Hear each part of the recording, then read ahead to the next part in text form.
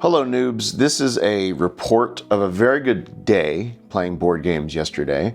A bunch of people had the day off for Juneteenth. I'm so happy that Juneteenth is a federal holiday, and shout out to everybody that was celebrating it. What a great holiday. What a great thing to commemorate. Also, just a note out there, if you're on social media and you have a channel and you're a person of color, especially Black creators, I auto-follow all people in the board game space that are people of color because I want to support and amplify everybody in the space. Also give a shout out to Alex from Might I Suggest a Game, who is another Asian American creator that I met up here in Portland, and we did a collab video that I'll be shooting some video for coming up soon. But anyway, because it was Juneteenth and because a bunch of people had the day off, we all got together and played some games, and I wanted to go over what I consider a very good day of playing board games. So we played 8 games in one day, which I think is pretty great. I will say one thing that has separated board games, and I don't know if I consider Clock Tower, Blood on the Clock Tower, like, they're sort of like two adjacent hobbies in a way, because Clock Tower is kind of a lifestyle game. I have a whole nother channel called Noobs on the Goof Tower that's dedicated to Blood on the Clock Tower. But one thing that has separated my interest in board games, which has like really always been like simmering and this year has really exploded, from other pursuits that I've done in the past, like performing magic or comic books or fitness, is that I am actually like getting a lot of games played, like if you look in my garage, there's a bunch of magic tricks that I've bought from Vanishing Ink over the years, and rarely have I have a very poor rate of putting those into use in my life. But getting back into board games, I've played a lot, and yesterday was no exception. We played 8 games in one day, and so I wanted to talk about the games that I played and how much I enjoyed them. Should I rank them from 8 to 1? I don't want to put that onto it. I just want to tell you about my day. So this was all hosted by my friend Caleb here in Portland, who I've met out on this trip. Caleb and a whole bunch of other crew, including Kristen, my stage manager at Portland Center Stage, who has really been the key to like unlocking this Portland board game scene. Shout out to everybody at Sundays at Guardian Games here in Portland. It's been really great. It's been awesome to have a place to go once a week to play board games, many weeks, even more than once a week, including this week. So we were at Caleb's house, which is a lovely house. Got a wonderful, large table for playing board games. Really good for that. I got there, I ate an arepa within 3 minutes of walking in the door. That's a good start to a board game day. So early, throughout the day, some people did have to work. They're getting off work at different times, that kind of thing. So first, just me, Caleb, and Kristen, we played Combo, which I will be making a video about because that's one of the games that Alex from Might I Suggest a Game suggested to me. This is part of a series of games from Happy Camper. So Happy Camper are the company that got the rights to produce Nana in the US and rebranded it as Trio. And this is a rebranding of a game called Surfosaurus Rex, I think. And it's a totally, like I said, fun, playable game.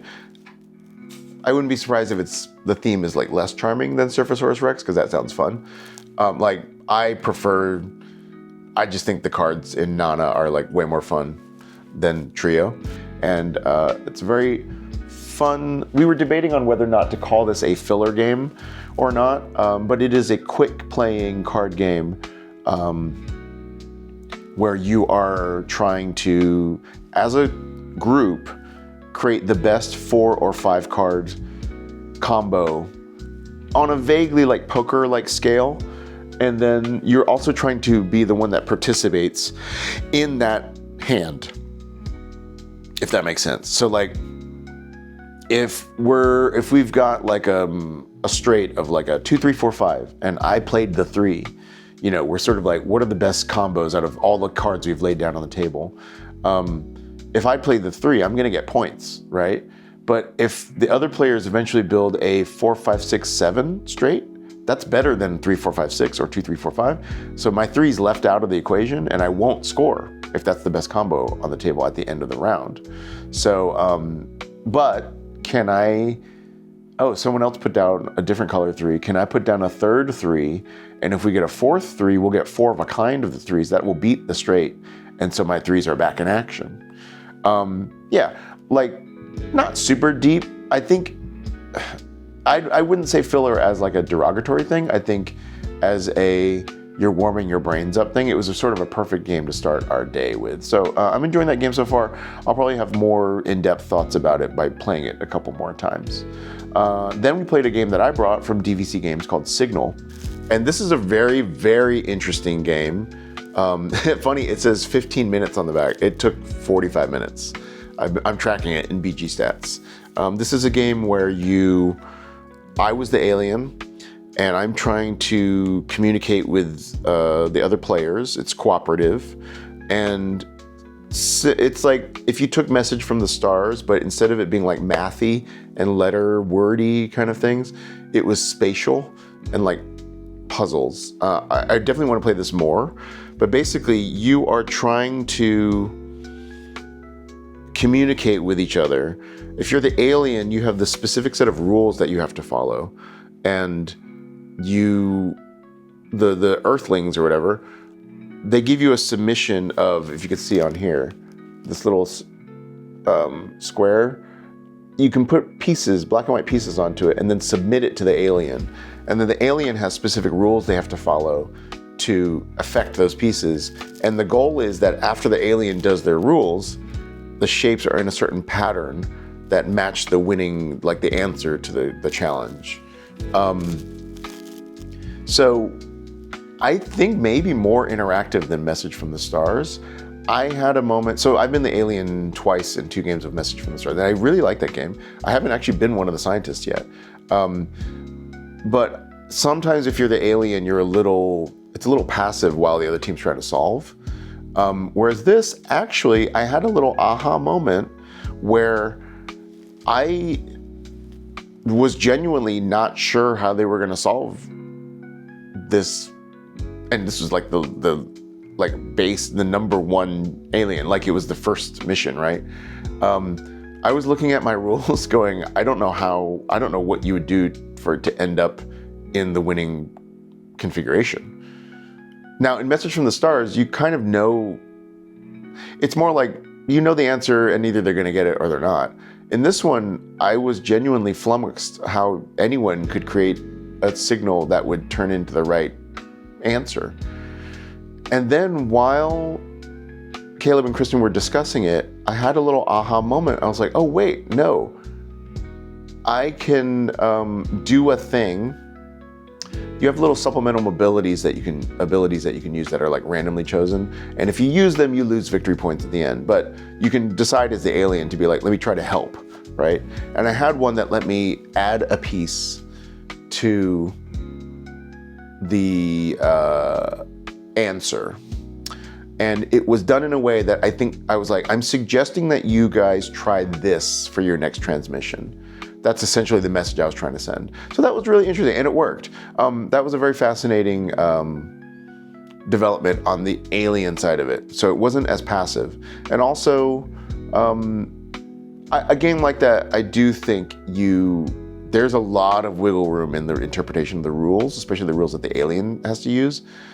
I could, if I was being a jackass, you could easily interpret the alien's rules, at least based on this one, in a way that they could never solve it. Like I could easily, if you have the game, the first alien is called magnetism. Magnetism rule 1 is vague enough that you could interpret it in a way that they never solved the game. And I think that's probably the wrong way to play that game.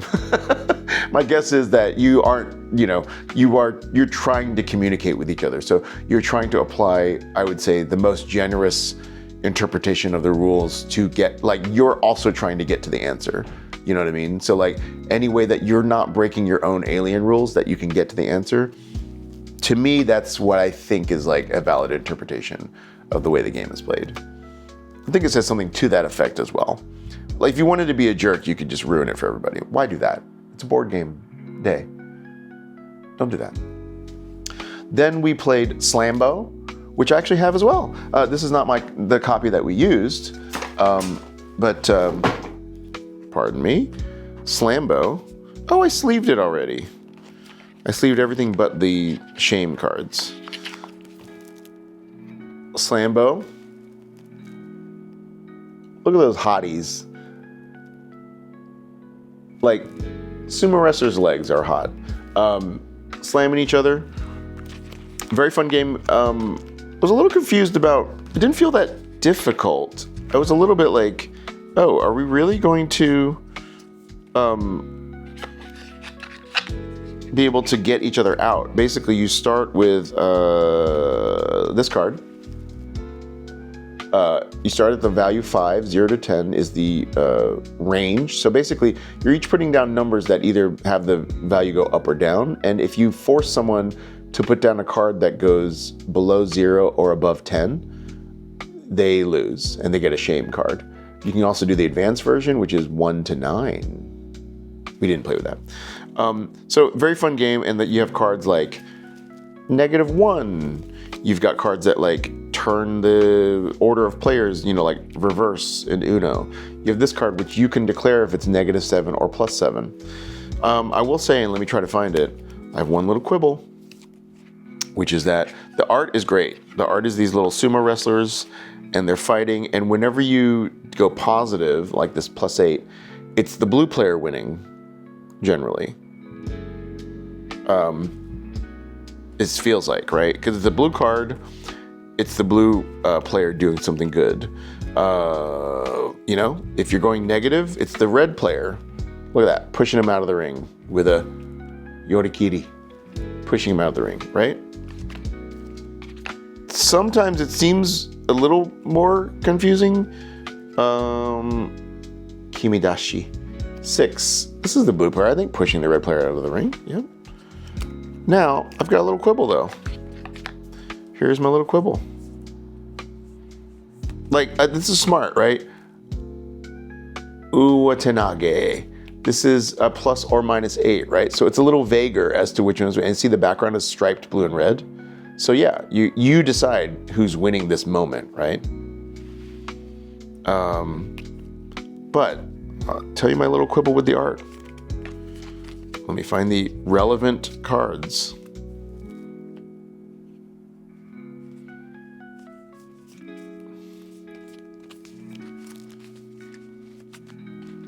Okay. The negative cards help the red character. Red card, -7. This is Tsukidashi, right? That looks like the red character is slapping the blue character and sort of pushing him out of the ring. Great, that's good for the red. Here is the blue equivalent. +7. This is the red player slapping the blue player and pushing him out of the ring. So to me, this side should be the blue player doing this. So I'll have a talk with Sai Beppu, who did the art for this. Boy, there will be a feature at some point of all of the Asian-inspired board games that were not designed by Asian people. At least the art seems like it was by an Asian man or woman, but this was designed by Ryan Richford. Okay, but fun game. Also, come on now. Also what I would describe as a filler game, but in a good way. Then, here's one of the big boys. We played Root. Caleb taught us Root, taught me and Kristen Root. And we played, that game took 2 hours 20. 2 hours 20 with the teach, which I have been told is pretty reasonable for the teach. I played the Marquise de Cat. And it was, you know what's funny is I did have the feeling that, I need to play this game like 4 or 5 more times to get a sense of it, to get a sense of the factions, to get a sense of how it works. I didn't feel that the Marquise de Cat had much to do in the game or didn't feel super participatory in the game. I also came in last. But also, I built one too many sawmills, and then I had too much wood and not enough workshops to craft the cards that I needed. But also, the cards I was drawing just didn't match the workshops I had, so I wasn't able to craft any extra abilities. And then I couldn't get into the clearings that I needed to make the workshops. So I felt like after about 3 turns, I was sort of behind the 8 ball in terms of like, I'm not really able to do anything. Should I just retreat and just recruit and stock up on, warriors and just like have a bunch of meeples in some specific spots that aren't really helping me that much in terms of expanding my engine, let's say. Anyway, I'm sure I played the cat wrong or something, right? And a few of my friends said that the cat is difficult to win with. But then I watched Shut Up and Sit Down's review of Root today, and I have to say, I will play it again, and I could definitely see it being a game like, I'm sure that I'm a person that could be a Root person, that I buy it and I get the expansions and then I'm telling everyone to play it, right? But I have to say that the Shut Up and Sit Down review, which many people in the YouTube comments say is wrong, lots of people in the comments saying, oh, you're wrong, this game's actually really good, so take that with a grain of salt. But the Shut Up and Sit Down review did perfectly describe my feeling at the end of that game, which was, oh, next time I'll do this. But it wasn't like, oh, this game was really fun. You know what I mean? It wasn't like, wow, that was a blast. I want to play again, and next time I'm going to try this, that. It was like, oh, this wasn't that great.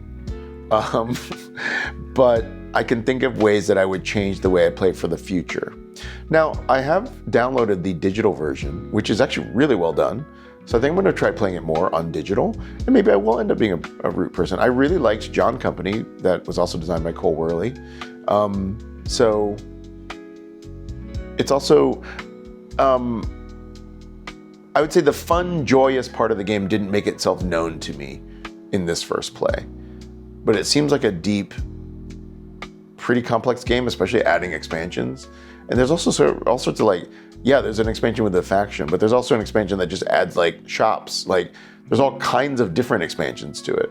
So yeah, I would play it again for sure.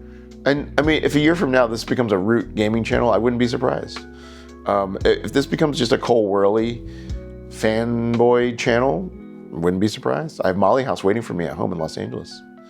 And then we played, okay, speaking of games that I thought, I'm going to play this differently next time, but was a game where that game was fun. Guards of Atlantis 2. So I've been wanting to play this for a while. I have played many, many, many hours of Dota 2. So I played lots of MOBAs, multiplayer online battle arena. Is that what that stands for? Played a lot of Dota 2. I could never get the hang of League of Legends. Believe me, there's a part of me that wishes I'd gotten into League of Legends because I would like to play this Rift-bound collectible card game that's coming out soon, which I still might, but if there was a Dota 2 collectible card game, I'd be so into it. I would love to play as Nature's Prophet in a commander type situation. I don't even know what that would mean in terms of a card game. I can teleport wherever I want. But Guards of Atlantis 2 is a tabletop version of a MOBA. And the designer himself has said that he's played thousands of hours of Dota 2. And this is an attempt to translate that experience to a board game. And so I felt like Caleb and crew, which it now at this point included our friends Reed and Zach, my friend Mike, who I just met at Clock Tower this past week, as part of the Rose City Clock Tower Discord, Kristen and Kristen's husband Adam. We ended up playing a 4v4 version of Guards of Atlantis 2, which is absolutely not recommended in the rule. They specifically are do not do this. Do not do this until you've played the game 5 times. And what I admire about this crew is that we're very yeah, cool, we're gonna do it anyway. And so we played on the 2-lane map with 4v4. Adam got there late, so Reed played 2 of the characters with one of them with a handicap card. Just to say that we probably didn't play this like in the best possible version of it to introduce the game to somebody, but in a way, the two lanes of it became two separate 2v2 games in a way. And so I really not only enjoyed it, but I also was like, oh, this is a cool system. I haven't played a ton of games in general, and I definitely haven't played a ton of games like this. It's interesting to me because this is you've got heroes on a little hex grid, and you're trying to kill each other, and you're trying to kill the little minions that are in your little zone. And each of you has different abilities. And what's interesting is when you get your hero, you get 5 cards to play. That's it. You don't shuffle them. You pick out of the 5. You're only going to play 4 of them at most. So your little bubble is pretty small. Like you have to use a card for everything. Like if you want to move, you have to spend a card. There's no like, oh, I can automatically do this. Maybe there's some other heroes that have those things, but like with the ones we played with, if you wanted to move 1 hex to the right, you had to play a card. So I think because there weren't a ton of choices, it was just like, okay, they're gonna move, I'm gonna do this, I'm gonna do that. Like, I thought that was very, it didn't feel like a lot of analysis paralysis. It felt like, just like, okay, I'll try this. And I had read before, and I communicated to the table that like, the designer himself has said that it's a game designed for you to like, try and make mistakes, and that I don't think it's a game really best suited for everybody's gonna take 9 minutes to decide what they do. It's more just like, hey, I think I'm gonna try to attack this person. Okay, cool. There's also some really cool things about the way you communicate as a team. I think we weren't super strict about it, to be honest, because we were brand new to the game. Everybody was brand new. It's probably the best way to play a game like this. But yeah, it was really fun. Like it just produced some fun moments in it, having to do with either like the other team trying to do something and me trying to foil them, or the other team trying to coordinate, or when a teammate of mine did a thing that let someone else, like for example, real quick, we won the game because when you attack a hero, the only way you can block damage is by discarding a card from your hand that has a little defense shield on it. You have to block all the defense, like all the attack, or else you die. So if they attack with 6 points, you have to defend with a shield that you can only play 1 card, and it has to have a 6 with a shield on it. Or if you have some other abilities that boost it or whatever, you might get boosted by the minions around you. But for whatever reason, everything needs to add up to cover 6 attack, or you're dead. Like there's no like, oh, you got hurt for the difference, and now you have fewer hit points. It's like 1-shot kill if you can't defend it. So because of that, when you attack somebody, they're spending a card to discard. Now remember, I told you only have 5 cards to play. So if you're discarding a card in defense, you could discard 1, but if you discard 2 cards in the round, the last turn you won't have a card to play. You can't do anything. So on our team, we had a little coordination where Mike said, Kristen, could you attack Adam? And she did, and he blocked it. He had a block, but he spent a card, and he spent his last card. Going into, I think, turn 3 or 4, Adam had no cards left. Mike had a hero called Rowena that had an ability that said something like, if you target an enemy that has no cards, they are instantly defeated. So like the fact that Adam didn't have any cards, which was depleted by Kristen's attack, so that Mike could use his special ability to kill the hero that won us the game. It was cool. It was like a neat little interaction. All the decisions going into it were pretty simple. So that was a really fun moment. Guards of Atlantis 2, I have a copy of it waiting for me in Los Angeles, which I'm excited to play. I have that and 2 expansions. Then we played Cartographers, which I've been wanting to play, and that was fun. A flip and write. You have a little grid. There are cards that are flipped over that give you a chance to, you need to draw in a little Tetris shape on your grid, and you can say it's forest or water, and here are these objectives to score that we're shooting for that are randomly chosen. So yeah, just a cool, I think my niece, Raina, recently told me that she liked these like roll and write and flip and write games because she likes how everybody gets the same input. Fix fixing my hair. Everyone gets the same input, but like you look at the boards and they're so different. I think that's kind of fascinating. And also because it's a good game for like lots of people, because cartographers you can play up to, it says 100. I don't know why 100 would be the limit. 1 million. I think cartographers might be on BGA, so try it there. And then we played a card game called Side Effects that Caleb brought. We played it specifically because it can support up to 8 people. I need to play this more. That would be, I think, my response when I don't love a game. I love the art. I love is it weird to say I love the theme? The theme is about like mental health. So you should definitely like check out the content in it before purchasing it or playing it. But the art is great. It's really like Victorian era, like 1900s medicine type things, you know, like when you would go to the chemist and get a little, an unguent to fix your ailments. Really cool art, cool idea.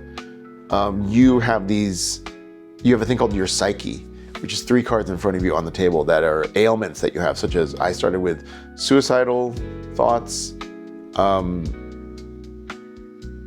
impotence, I think, and depression or something like that. And then you can draw cards that are medicines that fix those things, and you play them on there and they're fixed. But when you play the medicine has a side effect which makes you vulnerable to something else. So if I play a medicine to fix my depression, but the medicine has a side effect of anxiety, another player can then play the malady anxiety onto me, and I've got a new thing I have to cure with a medicine. You can also cure them with therapy. And therapy sort of applies to everything, and then it removes the card completely from your psyche. But it means that later you could get the depression again if that was the thing that was cured. If you cure them with medicine, then you can't get the ailment again. So there's almost a benefit of having a bunch of ailments that you've cured with medicine on your board. But there's also, I think, is it madness that if you get it, you can trigger the detrimental things about each of these ailments. So like if you have suicidal thoughts in your psyche and someone plays a card that says you're having an episode, on the suicide card, the suicide's effect, the detrimental effect is that you have to discard all the cards in your hand. So someone did that to me first turn. So like, that's the bad side of having uncured ailments in your psyche, right? The thing that made it less fun was that 2 people out of the 8 in their initial opening hand drew 2 therapy cards and instantly got rid of 2 ailments, which means they had one thing sitting in their psyche that could be cured by a medicine, and then you win. You win when you cure all of your ailments, right? So I didn't understand how we would not just lose to either of them that drew the correct medicine to cure that thing or drew another therapy card. There wasn't a way to give them another like affliction because you only are vulnerable to more conditions when you play medicines that give you side effects that make you vulnerable to them. You can't just put like anxiety on somebody that has a blank space in their psyche. They have to have applied a medicine that makes them vulnerable to anxiety. Then you play anxiety on them, and then they've got a new thing to like solve, right? So once they had got down 2 players, Tim, who also joined us for cards, Tim and Caleb both opened up with 2 therapy cards, got rid of 2 illnesses, and just had 1 card in front of them. And so if they draw a therapy card or if they draw the medicine that cures the thing, they win. And there seemed to be no way to get them to like pull them back. So I looked through the rule book. Maybe I misread it. I was confused about it, and it seemed a little unfun. I mean, it was fun. Like, you know what I mean? Like in terms of like, I guess in the grand scheme of things, maybe it's a game that's meant to be played like, we're gonna play it 6 times, you know? Like maybe like a flip 7 type thing or something. Or maybe like you should play it for rounds for points or something. I don't know. But if the game, when you have 8 players, it's not short, you know? So I was confused. I'll play it more. It was a cool game. Beautiful game. I'll play it more, but I was confused. And then finally, before we left, we played a game called Mino Dice. Come on, why do I keep doing that? Mino Dice. I want to thank Ryan from Portland Game Collective who sent me this game recently. I really enjoyed this. This is trick taking with dice. It's really simple, easy to understand. I have to say I am one of the people that when there are dice in a game, I enjoy it. I like having dice. I'm not a person that doesn't like randomness. I think it's very fun. I don't know, it helps me take the games not as seriously for some reason. That's why I love John Company. It is funny that John Company has dice. That's like significant role of the dice is like a big deal in John Company. So in Mino Dice, it's a trick-taking game, but with dice. So imagine this, I've got a bag of dice, and in round one, we're gonna play one trick, which means I'm gonna pull one die randomly from this bag, and that'll be this. I pulled this one, the gray die, not a good one. And I'll tell you why, because there's different dice in here, and they have different strengths. So the gray dice are pretty weak. They're mostly, imagine like the dice in Mario Party. The gray dice are like, the white flags are 0, 1, 1, 1, and then you might roll a 7.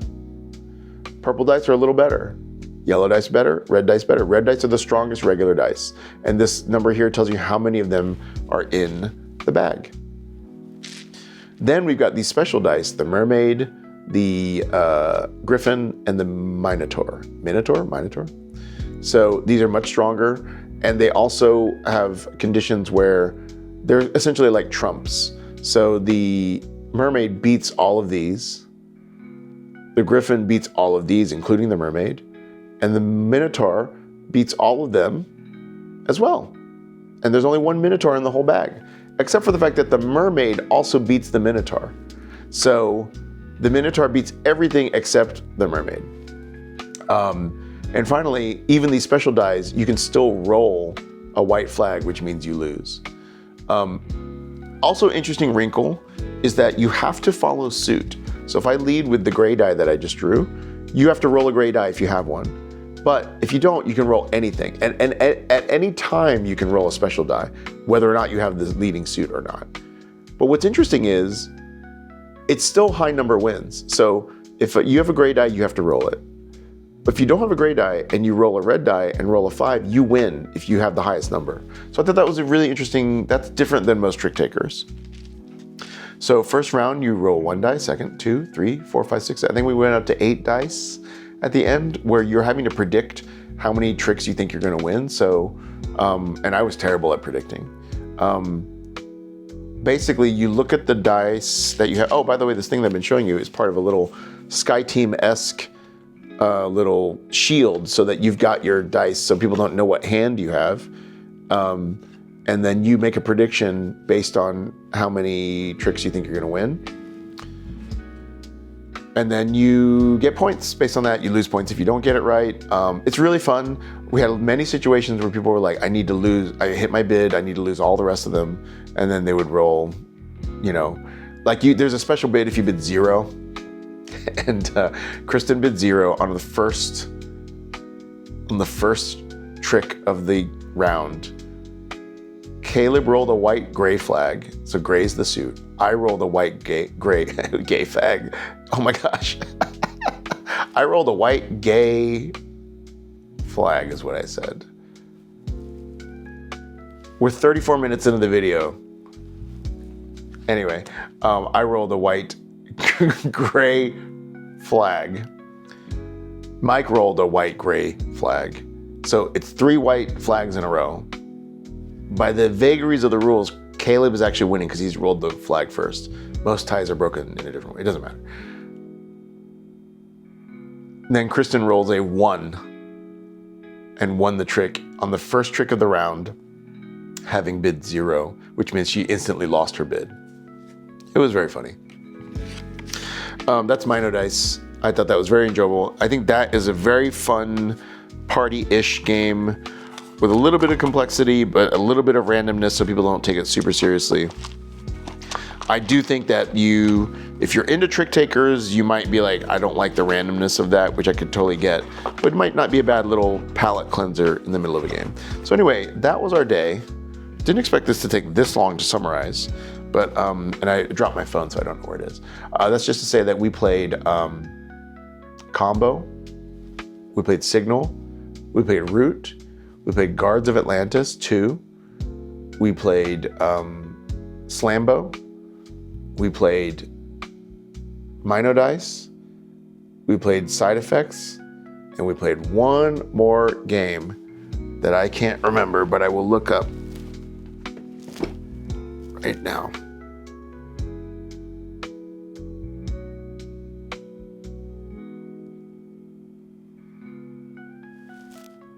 Cartographers.